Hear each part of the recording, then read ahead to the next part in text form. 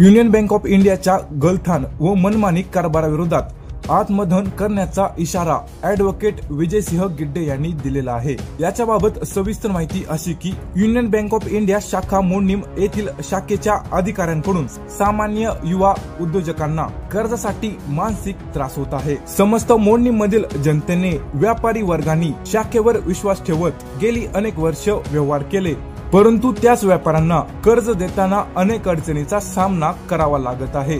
ग्राहक सेवा केंद्रासाठी अनेक लोकांनी अर्ज करूनही त्यांना विनाकारण टाळाटाळ अधिकारी लोक करत आहेत। या बँकेत कर्ज घेण्यासाठी काही पुढाऱ्यांची शिफारस लागत असल्याचं ॲडव्होकेट विजयसिंह गिड्डे यांनी सांगितलंय।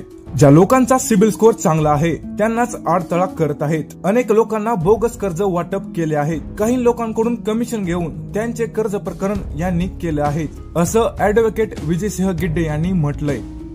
याच अन्यायाविरोधात 19 मे 2025 रोजी युनियन बँक ऑफ इंडिया शाखा मोडणीमच्या समोर आत्मदहन करणार असल्याचं ॲडव्होकेट विजयसिंह गिड्डे यांनी सांगितलंय।